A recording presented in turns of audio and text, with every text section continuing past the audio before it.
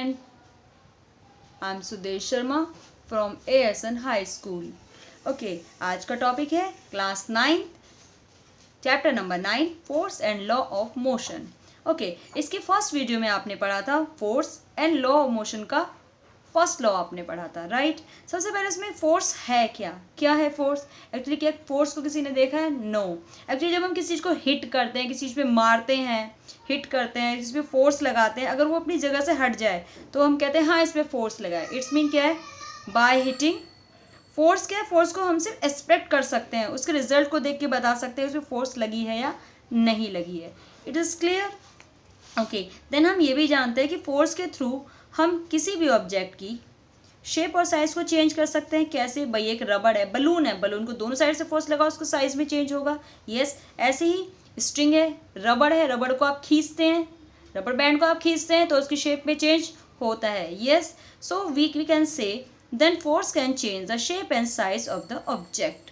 Okay, उसके बाद force को दो पार्ट में डिवाइड किया गया, बैलेंस्ड एंड अनबैलेंस्ड फोर्स. ये बैलेंस्ड और अनबैलेंस्ड फोर्स क्या होती है? बैलेंस फोर्स वो होती है, सपोज करो तुम्हारे पास एक ऑब्जेक्ट है, एक वुड का पीस ले लो, लकड़ी का टुकड़ा ले लो, उसको दोनों साइड से फोर्स अगर आप इक्वल लगाते हैं तो जो पीस है वो ना तो इधर मूव होगा ना दोनों में से किसी साइड मूव नहीं होता. इट्स मीन जो फोर्स दोनों साइड से लगी हुई वो क्या है? इक्वल हैं. इट्स मीन एक दूसरे को बैलेंस किए हुए हैं. सिचुएशन ये है कि जो आपने कांच का आपने जो वुड का पीस लिया है उसमें दोनों ओर अपोजिट साइड से अगर आप फोर्स लगाते हैं तो कोई भी चेंजेस नहीं आता. इट्स मीन दोनों फोर्स क्या हैं? बैलेंस्ड फोर्स हैं. अगर दोनों फोर्स इक्वल नहीं हैं तो जिस डायरेक्शन में फोर्स ज़्यादा होगी उसकी अपोजिट डायरेक्शन में वो ऑब्जेक्ट मूव कर लेता है. It's mean this is called unbalanced force. Unbalance force. Clear? Balance force और कोई भी ऑब्जेक्ट है इसमें दो अपोजिट फोर्स लगी हुई हैं, अगर वो दोनों इक्वल हैं दिस इज बैलेंस्ड फोर्स, अगर वो अनइक्वल हैं दिस इज अनबैलेंस्ड फोर्स. और दस क्लियर. ओके, ये एक बात ये भी ध्यान रखें, जब भी फोर्स अनबैलेंस्ड होगा तभी उसमें एक प्रोसेस वर्क कर, दिस इज अ फ्रिक्शन. आपने 8th क्लास में पढ़ा है ना फ्रिक्शन के बारे में. फ्रिक्शन क्या है? फ्रिक्शन हमेशा मूविंग ऑब्जेक्ट के अपोजिट वर्क करता है. मीन किसी भी मोशन करने वाले ऑब्जेक्ट को रोकने की कोशिश करता है. This is called friction. आप लोग ये पढ़ चुके हो. ओके, चलिए इसके बाद आपने पढ़ा था इसका first law of motion. First law of motion को जानने से पहले आपको एक कॉन्सेप्ट क्लियर करना जरूरी है. This is the inertia. क्या होता है इनर्शिया? इनर्शिया एक्चुअली क्या है? इनर्शिया मीन कोई भी ऑब्जेक्ट है वो क्या, उसमें एक टेंडेंसी होती है, उसकी क्वालिटी है कि वो अपनी पोजीशन को, अगर वो रेस्ट पोजीशन में है तो रेस्ट पोजीशन में वो अपने आप को बनाए रखता है, और एक सेकेंड अगर वो मोशन में है तो अपने कंटिन्यू अपने मोशन को बनाए हुए है जब तक कि उस पर कोई अपोजिट या जब तक उस पर कोई फोर्स नहीं लगाया जाता. तो किसी ऑब्जेक्ट की वो क्वालिटी जिसके कारण वो अपनी पोजीशन को बनाए रखता है it is called inertia.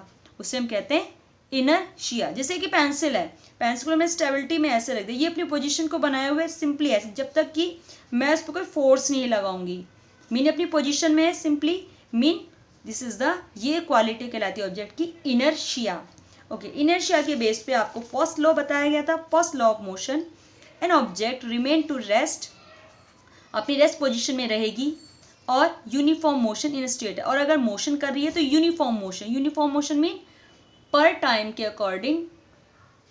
According जो डिस्टेंस कवर किया जाता है वो सेम होता है. This is called uniform motion, जब तक कि उस पर कोई दूसरा फोर्स अप्लाई नहीं किया जाता. इसी को हमने कहा first law of motion. Okay, इसी के बेस पे आपको कुछ एग्जाम्पल भी समझाए गए थे. इवन देन अगर आपको याद भी हैं, जैसे सपोज करो आप किसी आप गाड़ी में ट्रैवल कर रहे हो, आप बस के अंदर बैठे हुए हो, तो जैसे बस स्टार्ट करते हैं तो आप हमेशा किस ओर झुकते हो? पीछे की ओर एकदम झुकते हो. क्यों? इसका कारण क्या है? इनर्शिया. यस, एक्चुअली क्या, जब बस मूव करना स्टार्ट करती है तो आपकी जो लेग्स हैं वो जो बस के कांटेक्ट में है वो तो बस के साथ क्या है, बस के साथ मूविंग में आ जाती है, लेकिन जो आपके रेस्ट पार्ट है, बॉडी के ऊपर वाला पार्ट है, वो अभी इनर्शिया के कारण रेस्ट पोजीशन में होता है, जिसके कारण वो पीछे बैकवर्ड एक फोर्स लगती है. Yes, clear it. देन ऐसे बहुत सारे आप एग्जाम्पल अपने डेली रूटीन लाइफ में देख सकते हो. राइट देन, चलिए फिर उसके बाद आज हम पढ़ेंगे second law second law, this is second law of motion. Second law of motion क्या है? सेकेंड लॉ ऑफ मोशन के according external force, first law of motion ने भाई इनर्शिया पे डिपेंड है। भाई external force act on object its velocity change. जब भी किसी ऑब्जेक्ट पे एक एक्सटर्नल अनबैलेंस्ड फोर्स लगेगी, ये बात ध्यान रखना, बैलेंस फोर्स लगती है तो कोई फ्रिक्शन, कोई एक्सेलरेशन प्रोड्यूस नहीं होता जब तक कि फोर्स अनबैलेंस ना हो। जब किसी ऑब्जेक्ट पे एक अनबैलेंस्ड फोर्स वर्क करती है, अनबैलेंस मतलब कभी ज़्यादा है कभी कम है, तो उसकी वेलोसिटी में चेंजेस आता है। You know velocity, speed with time, तो ऑब्जेक्ट गेट एक्सीलरेशन, तो उसमें एक्सीलरेशन स्टार्ट हो जाता है जो कि मोशन करते हुए ऑब्जेक्ट के मोशन को रोकने की, स्टॉप करने की कोशिश करता है। तो acceleration of an object depend on the force apply it, और जो एक्सीलरेशन किस किस पे डिपेंड करता है, ऑब्जेक्ट पे कितना फोर्स लगाया गया है इसके मेजरमेंट पे डिपेंड करता है। और next the impact produce by the object depend on their mass, और जो किसी ऑब्जेक्ट में जो चेंज, फोर्स लगने पे जो चेंजेस आ रहे हैं, जो प्रोड्यूस, जो इम्पैक्ट, जो इफेक्ट जो आ रहे हैं, वो किस किस पे डिपेंड करते हैं, उसके मास, उसकी वेलोसिटी। भाई जितना मास ज़्यादा होगा उतनी ही फोर्स ज़्यादा लगानी पड़ेगी, जितनी वेलोसिटी ज़्यादा होगी उतनी तेज़ी से वो हिट करेगा। जैसे कि ऑब्जेक्ट है, जैसे ट्रक है, उसकी स्पीड है कम है तो कम, कहीं पर अगर एक्सीडेंट होता है तो ज़्यादा हर्ट नहीं होता क्योंकि स्पीड कम है।